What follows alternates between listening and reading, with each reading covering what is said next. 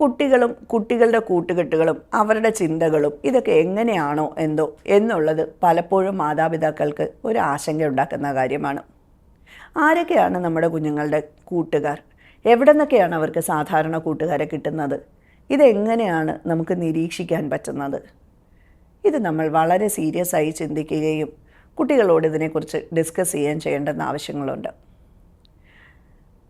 സാധാരണഗതിയിൽ കൂട്ടുകാരെന്ന് നമ്മൾ പറയുമ്പോൾ അവരുടെ കൂടെ സ്കൂളിൽ പഠിക്കുന്നതോ ഒരുമിച്ച് യാത്ര ചെയ്യുന്നതോ ഒരുപക്ഷെ ട്യൂഷൻ ക്ലാസ്സിൽ ഒന്നിച്ചുള്ളവരോ നമ്മളുടെ വീടിന് തന്നെ ചുറ്റുമുള്ള ആൾക്കാരോ ഒക്കെയാണെന്നാണ് നമ്മൾ ധരിക്കുക. പക്ഷെ പലപ്പോഴും അങ്ങനെ മാത്രമായിക്കൊള്ളണം എന്നില്ല. പ്രത്യേകിച്ച് ഇന്നത്തെ ഒരു കാലഘട്ടത്തിൽ ഏത് പ്രായത്തിലുള്ള കുട്ടികൾക്കും മൊബൈൽ ഗാഡ്ജറ്റ്സും അല്ലെങ്കിൽ അതുപോലെ അതുവഴി തന്നെ സോഷ്യൽ മീഡിയ ആക്സസും ഒക്കെ ഉള്ള കാലമാണ്. പല സോഷ്യൽ മീഡിയ ആപ്പുകൾ വഴിയും കുട്ടികൾക്ക് പലരുമായും കണക്ഷൻസ് ഉണ്ട്. ചിലത് നല്ലതായിരിക്കാം, ചിലത് നമുക്ക് യാതൊരു പ്രഡിക്റ്റബിലിറ്റിയും ഇല്ല. എങ്ങനെയാണ് ഈ കുഞ്ഞുങ്ങളെ അത് ഇൻഫ്ലുവൻസ് ചെയ്യുക എന്നുള്ളതിനെക്കുറിച്ച് തീർച്ചയായിട്ടും നമ്മുടെ കൂട്ടുകെട്ടുകൾ നമ്മുടെ സ്വഭാവത്തെ സ്വാധീനിക്കുക തന്നെ ചെയ്യും. സമൂഹം എങ്ങനെയാണോ ഒരു കുഞ്ഞിനോട് ഇടപഴകുന്നത് അതിനകത്ത് ആ സമൂഹം എന്ന് പറയുമ്പോൾ അവൻ്റെ വീടും നെയ്ബർഹുഡും സ്കൂളും കൂട്ടുകാരും ഒക്കെ ഇൻവോൾവ് ആണ്.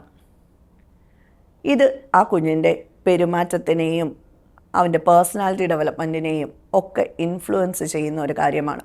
സ്കൂളിൽ നിന്നാണെങ്കിൽ നമ്മൾ പലപ്പോഴും ചിന്തിക്കുക, ഞാൻ ഇത്രയും നല്ല സ്കൂളിൽ കുട്ടികളെ പഠിപ്പിക്കുന്നു, അവിടെ നിന്ന് തീർച്ചയായിട്ടും കുട്ടികൾക്ക് നല്ല രീതിയിലുള്ള ഇൻഫർമേഷൻ അല്ലെങ്കിൽ ഇൻപുട്സ് മാത്രമേ കിട്ടുള്ളൂ എന്നുള്ളതാണ്. സ്വാഭാവികമായും അത് ശരിയായിരിക്കാം. സമപ്രായക്കാരാണ്. മിസ്ഇൻഫർമേഷൻ അല്ലെങ്കിൽ തെറ്റായ ഇൻഫർമേഷൻ ചിലപ്പോൾ കുഞ്ഞുങ്ങൾക്ക് സമപ്രായക്കാരിൽ നിന്നും പല കാര്യങ്ങളിലും കിട്ടിയെന്നിരിക്കാം. അവരത് ദ്രോഹിക്കണം എന്നുള്ള ഉദ്ദേശത്തോടു കൂടി മാത്രം ചെയ്യണതാവണം എന്നില്ല. പക്ഷേ സമൂഹ മാധ്യമങ്ങൾ വഴി കുട്ടികൾ സൗഹൃദങ്ങൾ സ്ഥാപിക്കുമ്പോൾ അതിനകത്ത് ചിലപ്പോൾ ചൂഷണം ചെയ്യണം എന്നുള്ള ഉദ്ദേശത്തോടു കൂടി തന്നെ കുട്ടികളെ ടാർഗറ്റ് ചെയ്തുകൊണ്ട് സൗഹൃദം സ്ഥാപിക്കുന്നവരുണ്ടാവാം. ഇവരെയൊക്കെ നമ്മൾ എങ്ങനെ തിരിച്ചറിയണം? കുട്ടികൾക്ക് എന്ത് മുൻകരുതലുകൾ കൊടുക്കണം? തീർച്ചയായിട്ടും പാരൻസ് കുട്ടികളുമായി ക്വാളിറ്റി ടൈം സ്പെൻഡ് ചെയ്താൽ മാത്രമേ ഇവരുടെ ചിന്താരീതികൾ എന്താണ്, ഇവരുടെ ചിന്തകളിൽ മാറ്റങ്ങൾ വന്നിട്ടുണ്ടോ, പെരുമാറ്റത്തിൽ മാറ്റങ്ങൾ വന്നിട്ടുണ്ടോ, അവർ ഇപ്പോൾ ഡിസ്കസ് ചെയ്തുകൊണ്ടിരിക്കുന്ന ഫ്രണ്ട്സിൻ്റെ അടുത്തുനിന്ന് ഡിസ്കസ് ചെയ്തുകൊണ്ടിരിക്കുന്ന കാര്യങ്ങൾ എന്താണ്, പുതിയ പുതിയ ഇൻഫർമേഷൻ അവർക്ക് എന്തിനെക്കുറിച്ചൊക്കെയാണ് കിട്ടുന്നത്, ഇതൊക്കെ നമുക്ക് മനസ്സിലാവണം എന്നുണ്ടെങ്കിൽ തീർച്ചയായിട്ടും കുട്ടികളോട് ക്വാളിറ്റി ടൈം സ്പെൻഡ് ചെയ്യണം. നമ്മളിതൊന്നും ചെയ്യാതെ അവരെല്ലാം നമ്മളോട് വന്ന് പറയും എന്ന് പറഞ്ഞ് ഉറച്ച വിശ്വാസത്തിൽ നിൽക്കുന്നത് അബദ്ധധാരണയാണ്. നമ്മളൊരു നല്ല റാപ്പ് ഉണ്ടാക്കി എന്തും പറയാനുള്ള ഒരു സ്പേസും ഫ്രീഡവും കൊടുക്കുന്ന സ്ഥലത്ത് മാത്രമേ കുട്ടികൾ നമ്മളോട് വളരെ ഓപ്പണായിട്ട് കാര്യങ്ങൾ ഡിസ്കസ് ചെയ്യുള്ളൂ. എന്നാൽ പോലും ഒരു പ്രായം കഴിയുമ്പോൾ, പ്രത്യേകിച്ച് ഒരു കൗമാരപ്രായം എത്തിത്തുടങ്ങുന്ന കുട്ടികളെ സംബന്ധിച്ചിടത്തോളം അവർക്ക് അവരുടേതായ പേഴ്സണൽ സ്പേസും പേഴ്സണൽ ടൈമും ഒക്കെ അവരെടുക്കാൻ തുടങ്ങും. എൻ്റെ കുട്ടി 100% കാര്യങ്ങൾ എന്നോട് വന്ന് തുറന്ന് പറയുന്നുണ്ട് എന്ന് നമ്മൾ പൂർണ്ണമായും വിശ്വസിക്കുന്നതും ശരിയല്ല. പറയാതിരിക്കുന്നത് പാരൻസിനെ പറ്റിക്കാൻ വേണ്ടിയിട്ടോ അല്ലെങ്കിൽ ചതിക്കാൻ വേണ്ടിയിട്ടോ തെറ്റുകളിലേക്ക് പോകുന്നത് കൊണ്ടോ മാത്രമാവണം എന്നില്ല. അവരവരുടെ പേഴ്സണൽ സ്പേസ് എടുക്കുന്നതാണ്. അതിനെ നമ്മൾ തീർച്ചയായിട്ടും റെസ്പെക്റ്റ് ചെയ്യുകയും വേണം. പക്ഷേ അതോടൊപ്പം അവർക്കൊരു പ്രശ്നം വന്നാൽ അല്ലെങ്കിൽ അവർക്കൊരു പുതിയ കാര്യത്തിനെക്കുറിച്ച് ക്ലാരിറ്റി ഇല്ലാത്തൊരു ഇൻഫർമേഷൻ കിട്ടിയാൽ അത് നമ്മളോട് വന്ന് ചോദിക്കുകയോ ഡിസ്കസ് ചെയ്യുകയോ ചെയ്യണമെങ്കിൽ തീർച്ചയായിട്ടും നമ്മൾ അവർക്ക് അങ്ങനെ ഒരു സ്പേസ് കൊടുത്തിട്ടുണ്ടാവണം.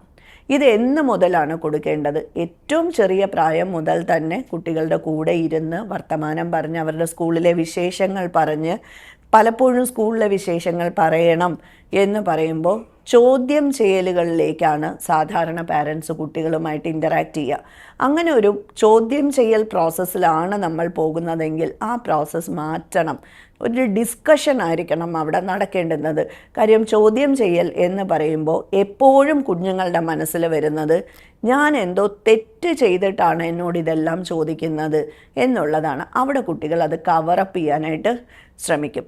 ഇനി മൊബൈൽ ഫോൺസോ അല്ലെങ്കിൽ മറ്റ് സോഷ്യൽ മീഡിയാസോ ഇവർ യൂസ് ചെയ്യുന്നുണ്ട് എന്നുണ്ടെങ്കിൽ ചെറിയ കുട്ടികൾ യൂസ് ചെയ്യാതിരിക്കുന്നതാണ് ഏറ്റവും നല്ലത്. പക്ഷേ അങ്ങനെ ചെയ്യുന്നുണ്ട് എന്നുണ്ടെങ്കിൽ തീർച്ചയായിട്ടും പാരൻസിൻ്റെ മോണിറ്ററിങ് വേണം. അവരോട് പറഞ്ഞു കൊടുക്കേണ്ടുന്ന ചില കാര്യങ്ങൾ എന്ന് പറയുന്നത്, ഒന്ന്, സ്ട്രേഞ്ചേഴ്സുമായിട്ടുള്ള ഒരു തരത്തിലും ഉള്ള കണക്ഷൻസ് പാടില്ല. സോഷ്യൽ മീഡിയയിൽ വന്ന് നമുക്ക് റിക്വസ്റ്റ് അയക്കുന്ന ഒരാൾ ആരാണ് എന്ന് നമുക്ക് കൃത്യമായി അറിയാം എന്നുണ്ടെങ്കിൽ മാത്രമേ ആ വ്യക്തിയെ ഫ്രണ്ട്സ് ലിസ്റ്റിൽ ആഡ് ചെയ്യാൻ പാടുള്ളൂ, അവർ നമ്മുടെ പ്രൊഫൈല് കാണാൻ പാടുള്ളൂ എന്നുള്ളത് നമ്മൾ തീർച്ചപ്പെടുത്തണം. ഒരാൾ മെസ്സേജ് അയച്ചാൽ വെറുതെ പിങ് ചെയ്ത് നമുക്ക് മെസ്സേജ് അയക്കുന്ന സ്വഭാവം ഈ പറയുന്ന മനുഷ്യർക്കുണ്ടാവാം. അങ്ങനെ ഒരു മെസ്സേജ് വന്നാൽ വരുന്ന മെസ്സേജുകൾക്കെല്ലാം മറുപടി കൊടുക്കണം എന്ന് യാതൊരു നിർബന്ധവും ഇല്ല. മറ്റൊരാളെ പ്രീതിപ്പെടുത്തുന്നതിന് വേണ്ടിയിട്ട് നമ്മൾ ഇതുപോലുള്ള കാര്യങ്ങൾ ചെയ്യേണ്ടുന്നതില്ല എന്നുള്ളത് വളരെ കൃത്യമായി നമ്മൾ കുട്ടികൾക്ക് കൊടുക്കേണ്ടുന്ന ഒരു മെസ്സേജാണ്. അത് കൊടുക്കുമ്പോൾ നീ അങ്ങനെ ചെയ്യരുത്, അങ്ങനെ ചെയ്യുന്നത് ശരിയല്ല എന്ന് പറഞ്ഞാൽ വീണ്ടും അറിയാതെയെങ്കിലും കുട്ടിക്ക് അതുപോലൊരു മെസ്സേജ് വരികയോ അല്ലെങ്കിൽ അവൻ അങ്ങോട്ടൊരു മെസ്സേജ് അയക്കുകയോ ചെയ്തു കഴിഞ്ഞാൽ അവിടെ ഒരു കുറ്റബോധം തോന്നാം, അല്ലെങ്കിൽ പാരൻസ് ഇത് അറിഞ്ഞാൽ വഴക്ക് പറയുമോ എന്നുള്ളൊരു പേടിയുണ്ടാവാം. അതുകൊണ്ട് തന്നെ ചിലപ്പോൾ അവരത് ഡിസ്ക്ലോസ് ചെയ്തില്ല എന്ന് വരാം. പക്ഷെ അങ്ങനെ ഒരു കുറ്റപ്പെടുത്തലിന് പകരം സോഷ്യൽ മീഡിയ ഉപയോഗിക്കേണ്ടുന്നത് ഇങ്ങനെയാണ്. നമ്മൾ സ്ട്രേഞ്ചേഴ്സിനെ കമ്മ്യൂണിക്കേറ്റ് ചെയ്യേണ്ട ആവശ്യമില്ല, അവരെ നമ്മൾ പ്രീതിപ്പെടുത്തേണ്ട കാര്യമില്ല, ഞാൻ അങ്ങനെ ചെയ്യാറില്ല, നമ്മൾ ആരും മുതിർന്നവരങ്ങനെ ചെയ്യാറില്ല. മുതിർന്നവരുടെ ഇടയിലും ഈ പ്രശ്നങ്ങളുണ്ടെങ്കിൽ പോലും നമ്മൾ വീട്ടിലുള്ളവർ അതിനൊരു മോഡലായിട്ട് നിൽക്കാൻ പറ്റണം.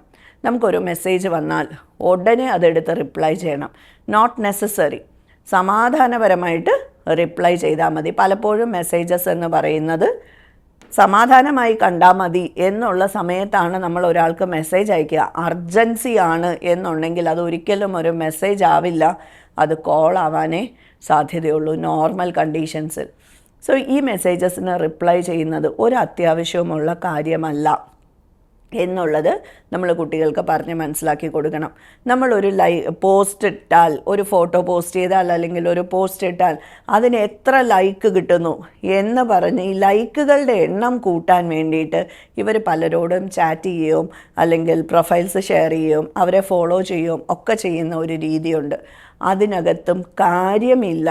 നമ്മളുടെ സെൽഫ് കോൺഫിഡൻസ് നമ്മളുടെ ചുറ്റും നിൽക്കുന്ന മനുഷ്യരിൽ നിന്നും നമ്മൾ മനസ്സിലാക്കി അല്ലെങ്കിൽ അവരുടെ ഫീഡ്ബാക്ക്സ് എടുത്തിട്ട് നമ്മൾ ബൂസ്റ്റ് ചെയ്യേണ്ടുന്നതാണ്. അതിനേക്കാൾ ഉപരി നമ്മളിലൂടെ തന്നെ ബൂസ്റ്റ് ചെയ്യപ്പെടേണ്ടുന്നതാണ് ആ സെൽഫ് കോൺഫിഡൻസ് എന്നുള്ളതാണ് നമ്മൾ കുട്ടികൾക്ക് കൊടുക്കേണ്ടുന്ന മെസ്സേജ്. അപ്പോൾ ഇതെങ്ങനെ കൂട്ടുകെട്ടുകളുമായി അഫക്റ്റഡ് ആവുന്നു എന്ന് ചോദിച്ചാൽ ഇതിനൊക്കെ വേണ്ടിയാണ് അവനവൻ്റെ സെൽഫ് കോൺഫിഡൻസും സെൽഫ് എസ്റ്റീമും കൂട്ടുന്നതിന് വേണ്ടിയാണ് പലപ്പോഴും ഈ സോഷ്യൽ മീഡിയയിലുള്ള സ്ട്രേഞ്ചേഴ്സുമായിട്ടുള്ള റിലേഷൻഷിപ്സ് നമ്മുടെ കുട്ടികൾ ഉണ്ടാക്കിയെടുക്കുന്നത്.